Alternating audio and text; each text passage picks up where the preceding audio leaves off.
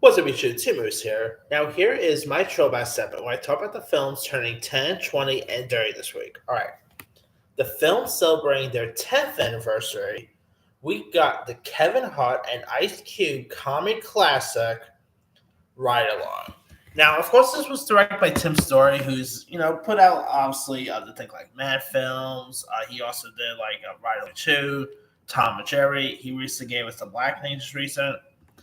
And this also features likes of Lawrence Fishburne, John Leguizamo. And if you guys don't know much about the story, here you got Kevin Hart, who plays Ben Barber, who's a security guard who must prove shoot his girlfriend's police officer brother, James Payton, played by Ice Cube, that he's worthy of marrying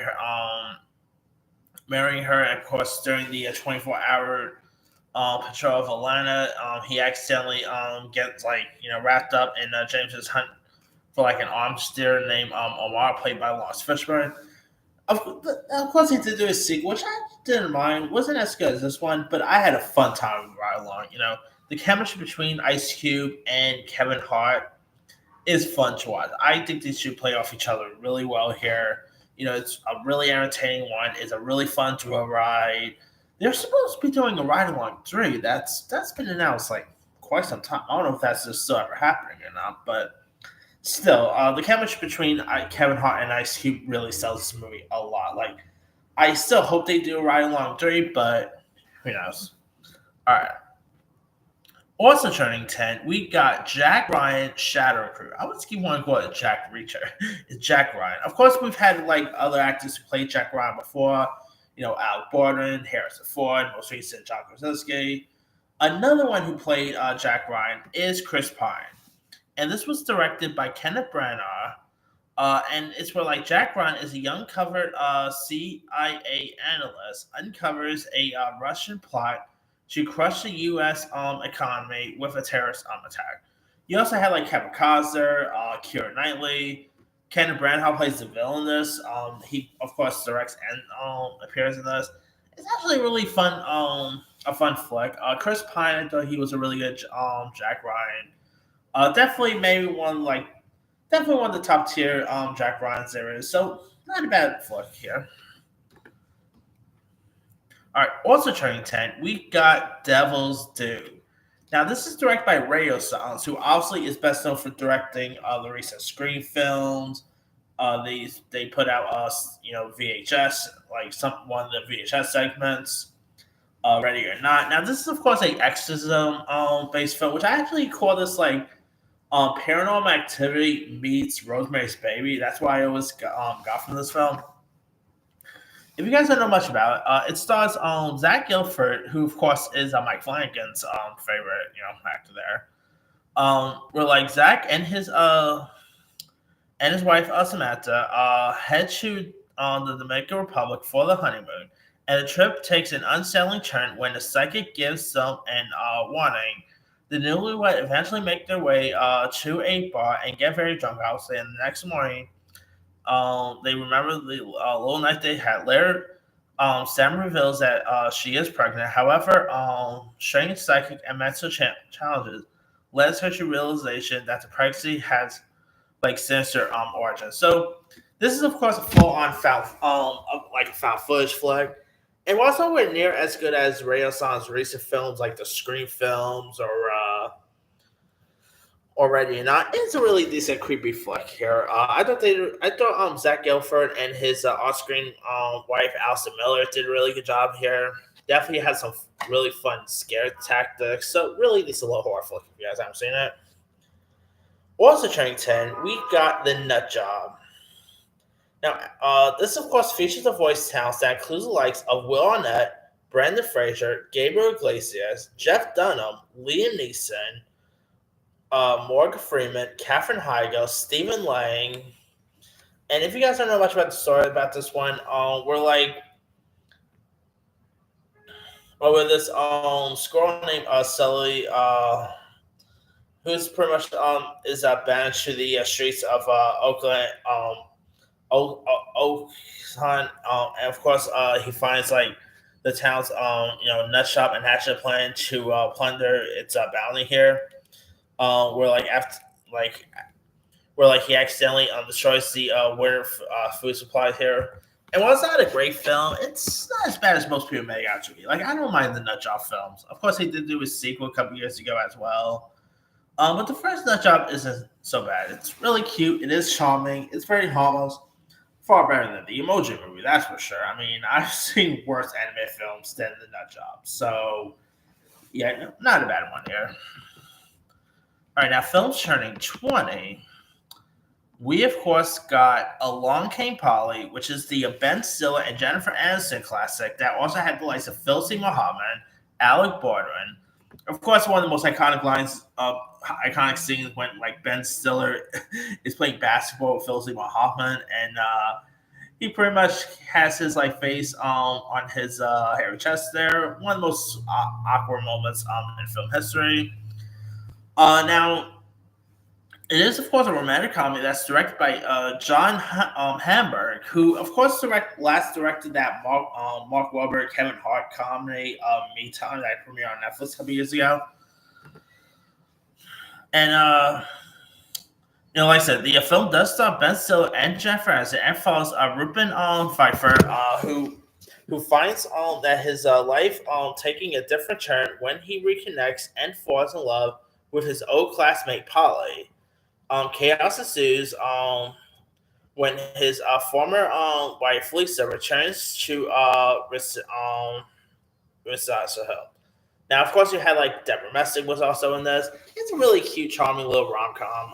Ben Stiller and Jennifer Aniston, obviously they both work together on Friends, so they have a really good chemistry there. It is a really cute, charming film worth checking out. Stiller and Aniston both had a really good chemistry in this film, so not a bad flick if you guys haven't seen it. All right. Also turning 20, we got the animated Disney film Teacher's Pet. This features the voice sounds of Nathan Lane, Deborah Jo Rupp, Kelsey Grammer, Jerry Stiller, Pee Wee Herman himself, Paul Rubens, Megan Mullally, Mia Whitman. And if you guys don't know much about the story here, it's where like Spot, voiced by Nathan Lane, is this dog who can like talk and read, poisoning him as a human. He sneaks into like a school with his master Leonard, and of course like educational adventures ensues. It's not really like Disney's best work or anything like that, but it's a little harmless. I mean, it's really cool voice talents here. The animation is pretty cool. Not a bad little flick if you guys haven't seen that. All right, there's also the anime film Tokyo Godfather, which here's what the story here is about. Khan was inspired by the 1948 American film Three Godfathers to make the film here, and at that time, so really cool flick there. All right. From Usher and Eminem, if I'm not mistaken. And he also directed some other stuff, like he did that horror comedy with Josh Hutcherson in it, called The Tension. And this film also features the likes of the aforementioned Ice Cube, Martin Anderson, J.B. Presley, Jay Hernandez, Christina Milian was in this. The film tells the story of biker Kerry Ford, played by Anderson, and how he discovers some motorcycles filled with crystal meth here. He stows them away, but it turns out that villainous gangster Henry James has plans to recover his drugs. James frames Ford for the murder of Junior, played by Fredo Starr, the brother of Trey, played by Ice Cube, who heads the Reapers, a notorious mellowless bike rider. And of course, Ford goes on the run in an attempt to clear his name, while the FBI and multiple groups of motorcycle mountain marauders chase him. Now, this is actually a pretty fun one. Definitely had a little bit of like Biker Boys or Fast and Furious vibe here. Really cool cast members. It is really entertaining. So if you guys never seen Torque, give that one a go. All right. Now, films turning 30 this week, we got House Party 3. Now, obviously, nowhere near as good as the original House Party. Let's be far better than the remake we had last year. Yeah, that remake of House Party, my God, that was one of the worst remakes I've ever seen. But at least this actually had a kid in play here.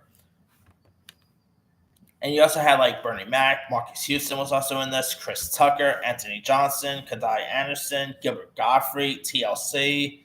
It's where like after more than their share of exploits, best friends Kid and Play, played by Christopher Reed and Chris Martin, are growing up, and Kid is marrying his girlfriend Vera, and Play is trying to survive in the music business. But they face major hurdles in their mutual maturation process while Play plans a bachelor party here. And of course, handles some of like his younger cousin, and deals with like the arrival of the town of Kid's ex girlfriend here, and it's actually pretty fun. Okay, again, it's nowhere near as good as the original House Party, which was released in 1990, I believe. Uh, of course, you don't really have like Mark Lawrence doesn't appear in this, but you do have Tisha Campbell popping up.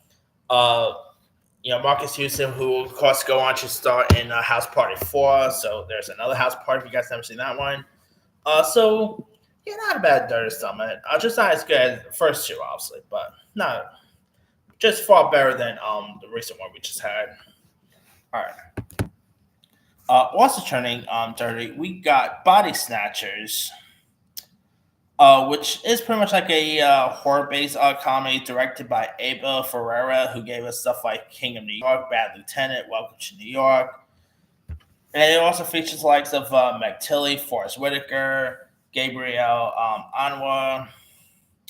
And the plot centers around the discovery that people of working at a military base in Alabama are being replaced by perfect physical imitations grown from plant-type pods.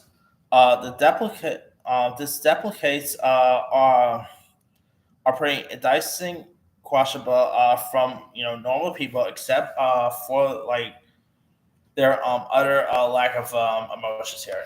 Now, of course, Abel has put out some really cool stuff. This is not really his best work, but it's not a bad little thriller here. Seeing him like do definitely. Oh, I would thought this was like a David Cronenberg film. Definitely had a bit of a David Cronenberg vibe here. But yeah, not that bad here. Now, film that. Now, also turning dirty, we got Iron Will, which is pretty much like a which stars the likes of Kevin Spacey, Brian Cox was in this, some other cool cast members, and in the film,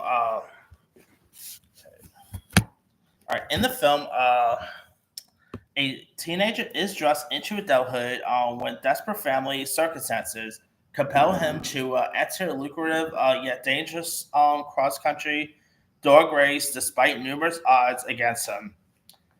So yeah, this I don't really think I remember this one here. But it is based on like the true story of a 1917 dog sled race from Winnipeg here. And last but not least, also turning dirty, we got Death Wish 4, which definitely is the worst out of the franchise. So, of course, this had Charles Bronson reprising his role. So, yeah, not that bad. Like, not that good of a film. Like, the original Death Wish, with Charles Bronson is far better. I highly recommend that one. But part 4, like, yeah, wasn't all that great one here. So, of course, you also had like Alesia that was in this one. So yeah, but let me leave you guys. Which of these films stand out to you the most? To me, the 10-year one is gonna go to Ride Along. The 20-year one, obviously, Along Came Polly, and the 30-year one, I'm going with House Party 30. Drop comments below. Don't forget to like, subscribe, hit that bell for notification. This is Timmy signing.